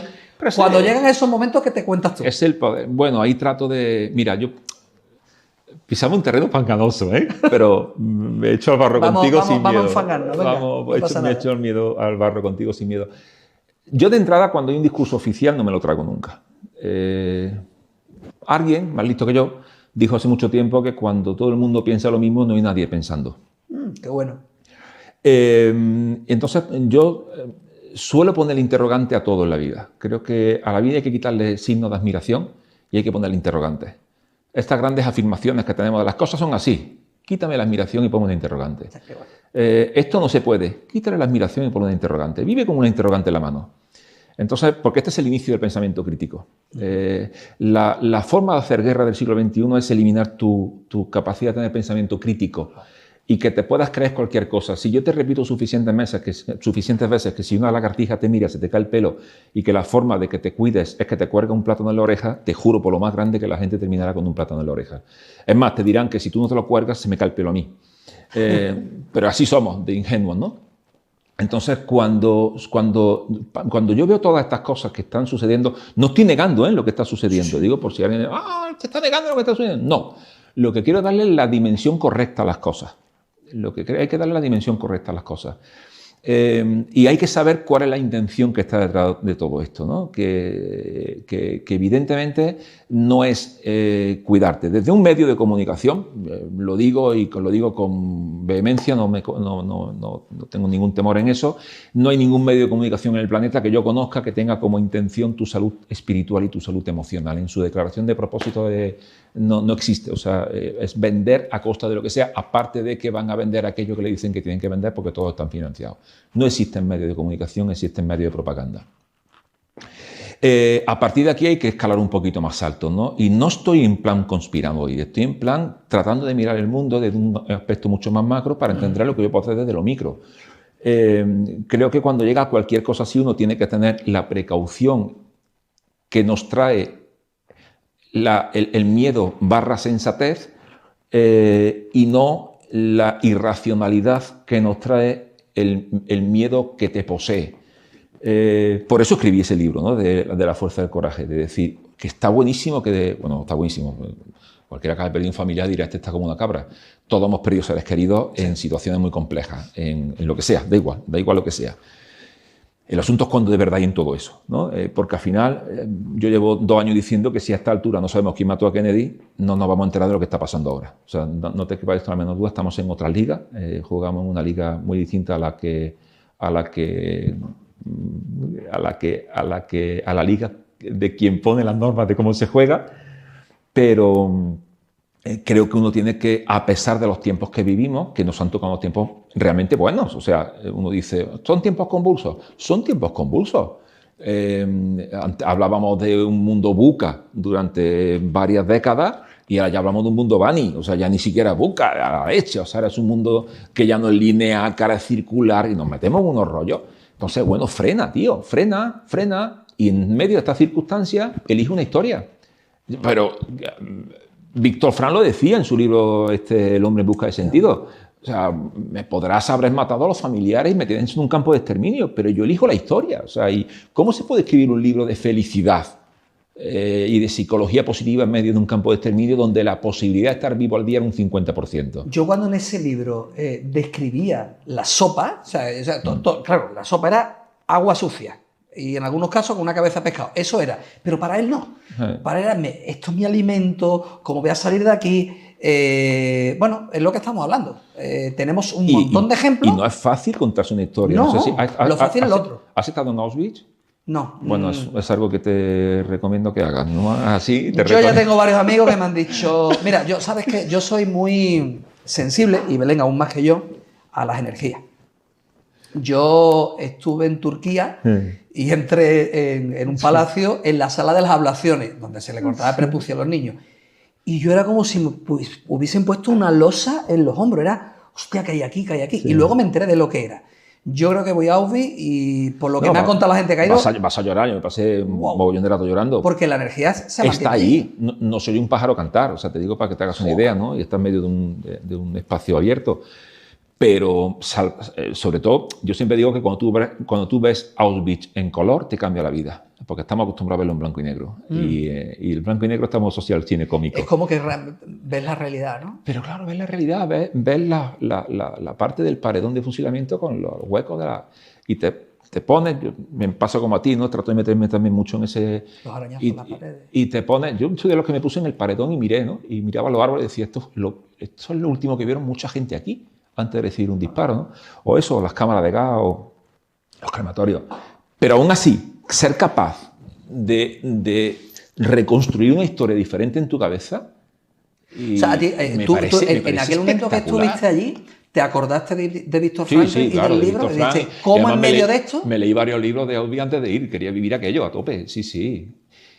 Pero simplemente por comprender más todavía este concepto del reenmarque de la situación, de decir, lo que me está pasando es, joder, o sea, lo que tú has dicho antes, hubiera elegido no vivirlo, pero está aquí, las cartas son mis cartas. El asunto es que, de verdad, o sea, ¿qué elijo contarme aquí? Es estoicismo puro. Ahora que estamos tan con la guerra de Ucrania y Rusia y que otra vez, que si alguien le va a dar el botón, que si la Tercera Guerra Mundial... que por cierto, yo llevo escuchando estos 50 años, ¿eh? Sí, bueno, también creo que fue, bueno, tú y yo que somos de la misma quinta, aquello de que pasó en Cuba, ¿no? La crisis de los misiles, no sé qué historia, no sé cuántas veces lo hemos vivido ya. Pero bueno, a la gente que está ahí fuera y que ven este programa y están con ese miedo, un consejo concreto, práctico, una herramienta que puedan utilizar. Que apague la tele. Que es más simple de lo que parece. Sí, pero mira, yo tengo un amigo que no paga la tele ni a patar y que dice que no puede vivir desinformado. Y por más que yo le digo, escúchame, la información que tú estás viviendo es desinformación. Sí. Yo no veo la tele, no veo los telediarios y no estoy en una cueva. Sé que hay un conflicto ahora mismo entre Rusia y Ucrania. Bueno, hay 12 conflictos armados en el planeta ahora mismo. Exactamente, pasa que ese es el que tiene los ojos rubios. Hay 320.000 niños armados en el planeta hoy, no con pistolas de agua, con metralletas que disparan balas que matan. Pero es que aquí son rubios con los ojos azules. Claro. Por eso no llega, ¿no? Y porque ahí, no, ni siquiera, Emilio, hay demasiado interés económico. Ahí estamos pisando un terreno más fanganoso todavía. El otro día escuchaba a Jodorowsky, que los miro con Alejandro Jodorowsky, le preguntaban en una entrevista como esta, le preguntaban ¿cómo explicarías toda la situación de, pues esto, ¿no? La pandemia, tal, Ucrania? Y decía, solamente se puede explicar desde la economía. Claro. Entonces, para explicar eso hay que pisar la economía. Hay que entender cómo funciona la industria farmacéutica, hay que entender cómo funciona la industria armamentística, hay que entender que el principal negocio del planeta es el arma, y nos metemos en terreno muy complicado. Yo sigo insistiendo, Emilio, disculpa que te interrumpa, que en medio de todas las circunstancias, que aún así creo que estamos viviendo unos tiempos maravillosos, te lo digo de verdad. Dicen nuestros abuelos, ¿no? Claro. O vete a la Edad Media, tío, o vete a otro, ¿sabes? Entonces estamos viviendo unos tiempos, pues mira, sean como sean, son los que tenemos. Estas son nuestras cartas. El asunto es, ¿cómo elegimos vivir estas cartas? Ya está. ¿Se puede elegir? No todo. Si pudiéramos elegir, elegiríamos que no hubiera esos 11 o 12, no sé cuántos son, pero por ahí anda conflicto armado en el planeta. Elegiríamos que 320.000 niños, en lugar de tener una metralleta en sus manos, pues tuvieran una caja de Playmobil o tuvieran un Scaletti. Yo soy muy antiguo para los juegos, pero tuvieran un parchís, ¿no? Pero lo que hay, tío, y el asunto es qué podemos hacer ahora nosotros en micro en todo eso, ¿no? Me parece que la labor que tú haces es brutal, que tú generes este espacio para estar dando un mensaje si alguien está viendo esto es porque eligió quitar Netflix. Sí. Y esto es una maravilla, Emilio. Que alguien te elija a ti para escucharte, antes de escuchar a Telecinco, a cualquier... El simple hecho de que estén viendo este programa, ya está. Ellos no lo saben a lo mejor, ya está. Pero sí les colocan en un lugar totalmente diferente. No, sí lo saben, porque basta conseguirte para saber que tu mensaje es contrario, es un mensaje totalmente trucha, es un mensaje totalmente contrario a lo que la gente espera. O sea, la gente quiere hablar de lo que está pasando y que tú te pongas a decir lo que decía antes, no escuches, me encantó, te decía el vídeo que hiciste de Tony Robbins, no escuches escucha el resultado, ¿no? Claro. No llega a fin de mes, tiene un coche, no sé qué. Digo, mira... A mí que me dé consejo una persona, que me dé consejo de pareja, un divorciado, digo, pues perdona, pero no. Si esto es muy simple, mira, yo esto lo resumo en una frase. Si tus opiniones no te tienen en el lugar que te gustaría estar, tus opiniones no sirven, campeón. No le damos vuelta. Totalmente. Es que yo creo esto, pero tú mira tu vida. Si tú crees eso y esta es la vida que tienes, tus creencias no funcionan, campeón. Porque la vida que vamos a tener son el resultado directo de cómo interpretamos las cosas, nuestro sistema de creencias. Yo siempre digo que para elegir un mentor, mira sus resultados. No elijas un mentor por los seguidores que tiene en redes sociales, que hoy en día ya sabes, por los testimonios. No, mira sus resultados. ¿Realmente tiene la vida, ha pasado por donde tú quieres pasar? ¿Tiene la vida que tú quieres tener? Ese puede ser un buen mentor para ti, pero no te dejes llevar por canto de sirena. Sí, ¿vale? Totalmente. Un buen mentor ahora. A medida que uno va creciendo... Totalmente. ¿A que sí? Claro, Sí. evidentemente. Te vas quitando capas y ese mentor que te acompañó en una parte del camino, Es ahora una maravilla, necesitas es una maravilla. otro. Pepe, te quería preguntar. Yo cuando trabajo con las personas, pues digo que para tener una vida plena hay que trabajar, para mí hay 10 áreas que son las que hay que trabajar para que haya un equilibrio en todas, pero ahora te voy a poner un compromiso. Venga, va. Si te digo, Pepe, solo puedes trabajar, solo puedes elegir 3 áreas. ¿Cuáles son las 3 áreas más importantes para tener una vida que realmente cuente, que te haga sentir bien? Una vida, como dicen por ahí, plena. Pues mi relación con Dios, mi salud y la familia. Qué bueno. Creo que ese sería el orden. Me encanta que hayas, en primer lugar, puesto tu relación con Dios, porque, bueno, ya creo que tú y yo, que somos de la misma quinta, hemos vivido aquel concepto del Dios castigador, ¿no? Sí. El que nos enseñó, el de la primera comunión y aquellas cositas, pero yo estoy seguro, y de este tema no hemos hablado nunca, pero estoy seguro que ahora tienes otro concepto de Dios. ¿Qué nos puedes compartir sobre tu concepto de Dios? Bueno, yo creo que entonces nos metemos en otro terreno también complejo, pero este me gusta. Porque, bueno, yo creo que yo soy creyente, soy cristiano. Cuando digo soy cristiano, soy creyente, no me estoy metiendo en ninguna caja. No voy a poner ningún apellido a ese nombre, ¿no? No voy a poner católico, ni voy a poner protestante, ni nada por el estilo. Creo en un Dios quizá mucho más sano del que nos vendieron de pequeño, quizás menos cruel que el que me vendieron de pequeño, quizás más amoroso del que me vendieron, y quizás creo en un Dios mucho más funcional del que nos vendieron. Cuando antes mencioné mi libro favorito, es la Biblia. O sea, yo leo la Biblia con regularidad porque ahí he encontrado la mayor fuente de neurociencia que he visto en mi vida. Si hay PNL es ahí, si hay inteligencia emocional es ahí, si hay coaching es ahí. Fíjate el coaching que hizo Jesús con lo suyo, la leoparda. Entonces, me parece un modelo de... Tengo un muy buen amigo, Carlos, que ojalá y vea el programa, que dice que él está obsesionado por cambiar la palabra cristiano por discípulo. Y me encanta escucharle porque dice, tienes que dejar de llamarte cristiano, llamarte discípulo, porque discípulo y disciplina comparten etimología. Entonces, cuando uno dice soy discípulo, es qué disciplina sigo, ¿no? ¿A quién? Y ser discípulo, en este caso de Jesús, me parece que es una buena forma de entender qué significa Dios para mí. El mismo Jesús lo dijo, Dios es amor, y creo que ese es el concepto más sano que te puedo decir, y a través de ese amor se manifestó a través de soy cristiano, y cuando digo soy cristiano asumo que estoy diciendo soy un discípulo de Jesús. Del amor, de la confianza, de la fe, de la seguridad, de la pasión, de la abundancia, que también nos vendieron aquel Dios donde había que ser humilde para ser bueno. No, o sea, es lo contrario. O sea, es abundancia, salud, amor, es todo. Creo que hay un mensaje muy manipulado ahí. Creo que el mensaje de Dios en este caso es un mensaje de prosperidad vital total. O sea, vino para darle vida a los ciegos, prosperidad al pobre. O sea, nada que ver. O sea, todo lo contrario. Nos vendieron un rollo totalmente diferente. Fíjate, te revelo, ya que estamos revelándonos herramientas internas, que esto creo que no lo he dicho nunca, ¿no? Pero cuando estoy en una situación medio jodilla, una de las preguntas que me gusta hacerme es ¿qué hubiera hecho Jesús aquí? Esto lo he aprendido de otro buen amigo, ¿eh? De Wendayer. Yo lo he aprendido de Wendayer, eso. Sí. ¿Qué haría Jesús en este caso? En este caso. Y surgen respuestas maravillosas. Sí. A veces uno ni se atreve a hacerlas, ¿no? Pero bueno, ese es mi concepto. Creo que, y ojalá y cada día que pasara tuviera este concepto más afianzado, ¿no? Porque creo que al final es lo que cuenta. Al final nos vamos a encontrar ahí hasta el que dice que no, ¿no? Como dice mi admirado Dante Gebel, 5 minutos antes de que se estrelle un avión, todo el mundo se hace creyente. Totalmente. Yo he vivido eso, mira, yo he vivido la primera fase en la que nos educaron en el catolicismo, en el Dios castigador, si haces las cosas bien, si eres bueno con respecto a estas normas, estás dentro del rebaño, y si no estás, te podemos comulgar.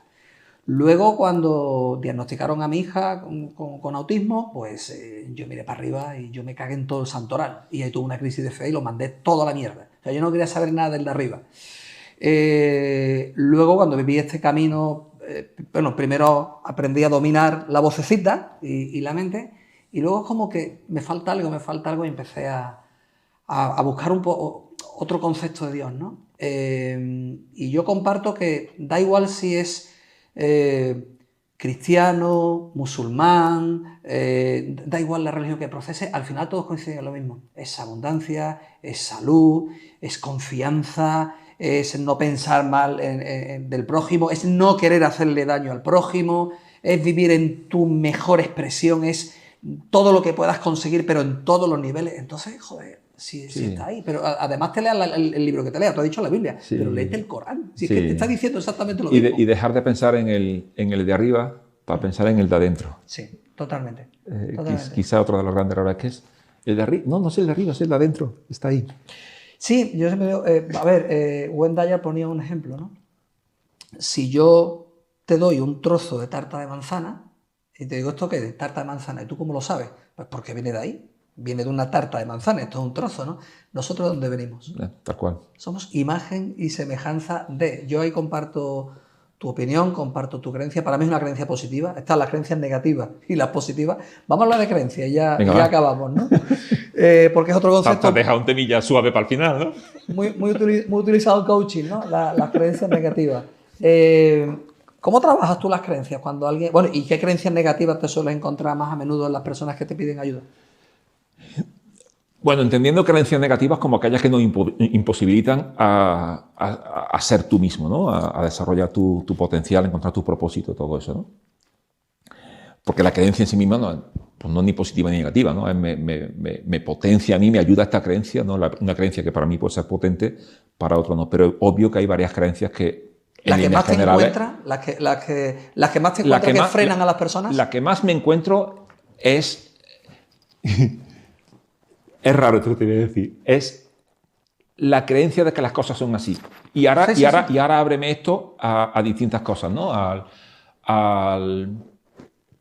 final las creencias son software, ¿no? Que instalamos. Y la mayoría de ellos la inmensa mayoría son educativos. Venimos heredando un modelo griego heredado de Parménides, fíjate si hace tiempo de esto, 600 años antes de Cristo, que Sócrates potenció. Sócrates podía haber elegido, había dos grandes escuelas filosóficas en este momento en Grecia, una liderada o que había creado Parménides y otra Heráclito. Sócrates se tuvo que posicionar y se posicionó con Parménides. Lamentablemente esto jodió a la historia de la humanidad, ¿no? No hace tanto tiempo dijo Nietzsche, Sócrates nos jodió la vida. Y claro que nos jodió la vida, porque nos afirmó que las cosas son y no cambian. Yo siempre digo que Parménides fue el que se inventó el refrán de que el que nace lecho muere cochino. Es broma esto, pero digo para que la gente lo pudiera comprender cuando lo explico. Y yo creo que estamos en la época de descubrir que el que tenía razón era Heráclito. Por eso invito siempre a vivir con pocas admiraciones y muchas interrogantes. Entonces, esta es la que más descubro que necesitaríamos trabajarnos. Quítale, o sea, las cosas no son así. O sea, yo no puedo hacer esto. ¿Quién dijo no puedo hacer esto? Esto no me lo merezco. ¿Quién dijo eso? O sea, hay un montón de software que nos está fastidiando y que son herencias. Son herencias, como dice el doctor Rafael Echeverría, es el eco de Parménides, sonando en pleno siglo XXI. Sigue ahí, ¿no? Entonces creo que las principales creencias que me fastidian, la más jodida de todas es el puñetero yo soy así. El puñetero esto es lo que soy. Nací lechón, moriré cochino. Me fastidia. Pero fíjate, Pepe, que estamos hablando de los filósofos griegos, pero es que nosotros hace 4 días estábamos en una guerra civil. O sea, es que nosotros tenemos que haber heredado sí o sí el miedo de nuestros abuelos, el miedo de nuestros padres. Cuando vivimos en un momento, antes hablabas, ¿no? Ya sé lo que te iba a decir, que antes se me olvidaba.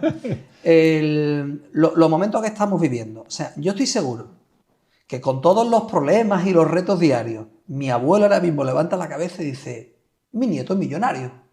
Tiene 2 coches, tiene una casa, tiene tal. Escribes aquí, le das a un botón y luego una persona en Canadá. O sea, estamos en un momento impresionante. Bebemos agua con un pH correcto. Correcto. Estamos en un momento impresionante y es cuando quizás seamos más infelices porque estamos más pendientes de lo de fuera que lo de dentro. Sí.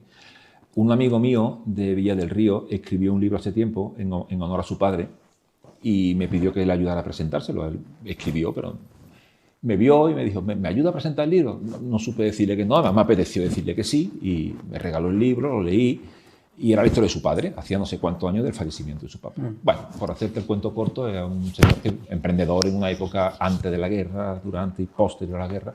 Fue una época que no les tocó vivir, como tú me dices, a nuestros abuelos, muchos que nos estén escuchando, a sus padres o a sus bisabuelos.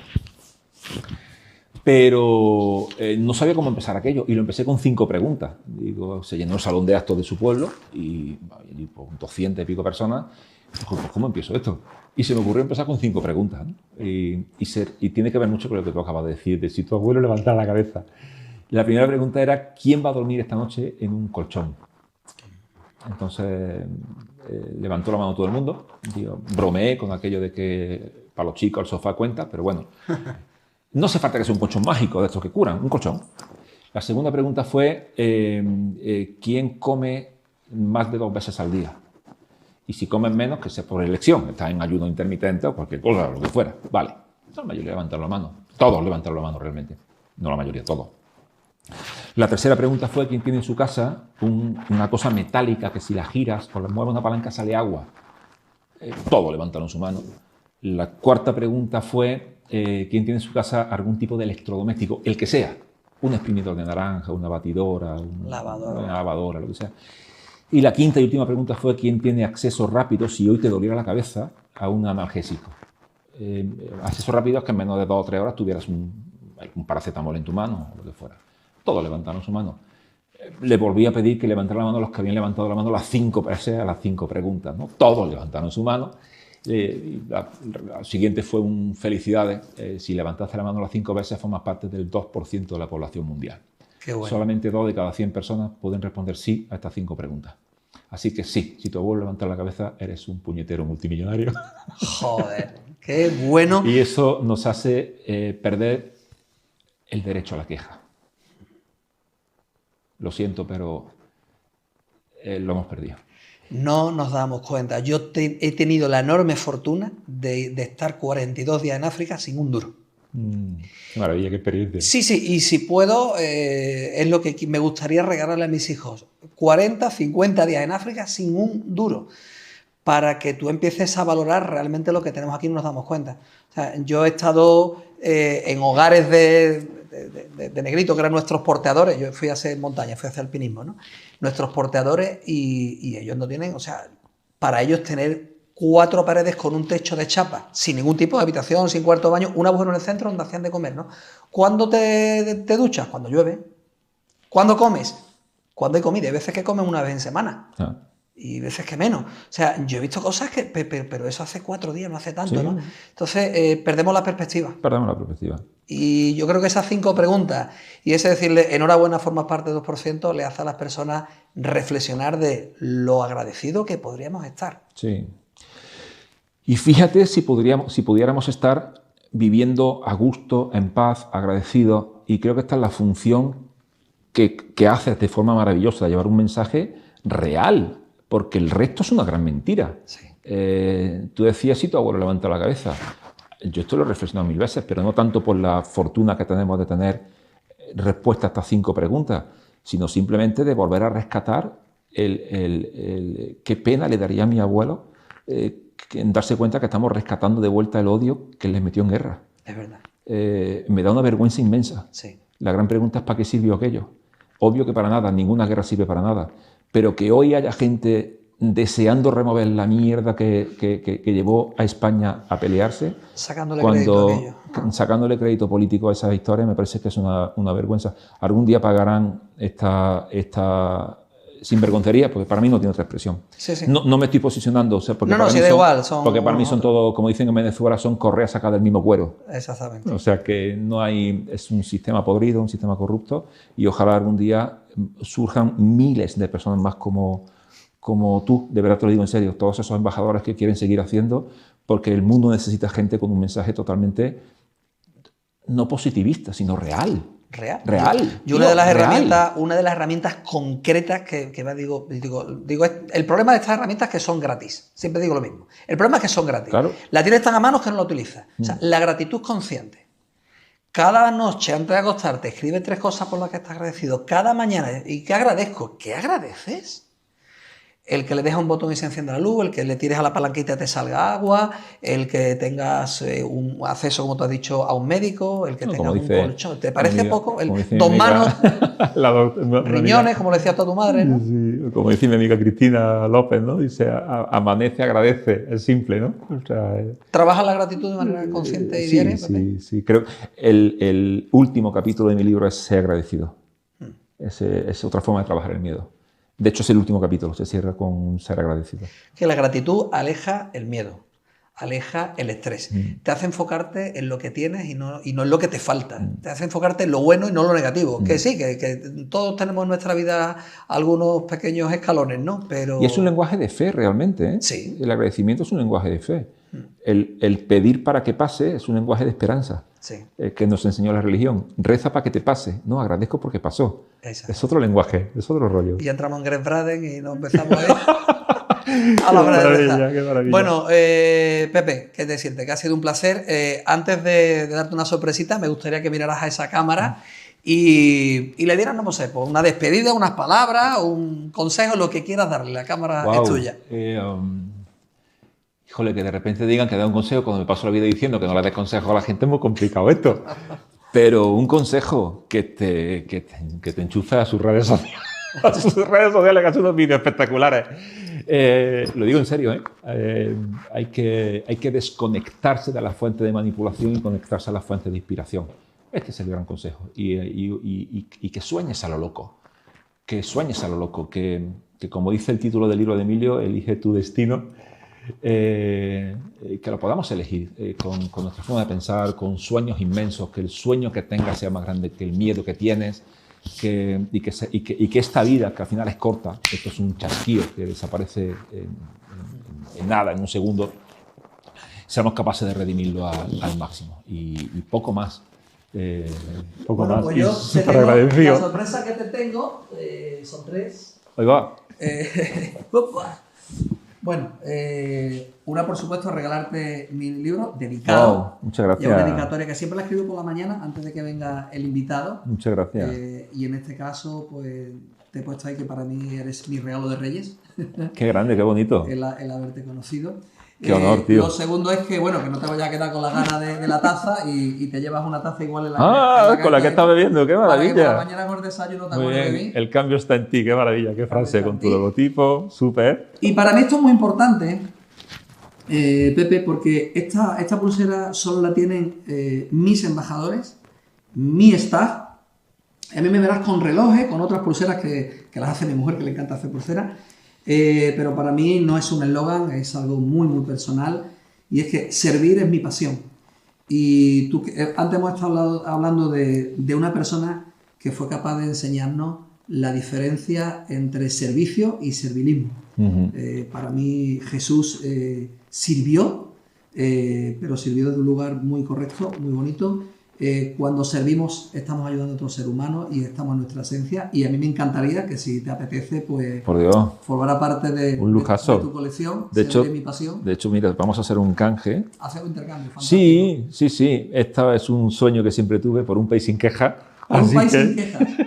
Pues me la compro también. Así que, la verás en mi tachan, lo veremos aquí. ¡Qué maravilla! Y nada. Servir es mi pasión. Pues, gracias. Gracias a ti por estar aquí. Te quiero dar un abrazo para despedirnos. Por el lado correcto. Eso es. Muchísimas gracias por ser, por estar y por haber compartido. Gracias, Emilio.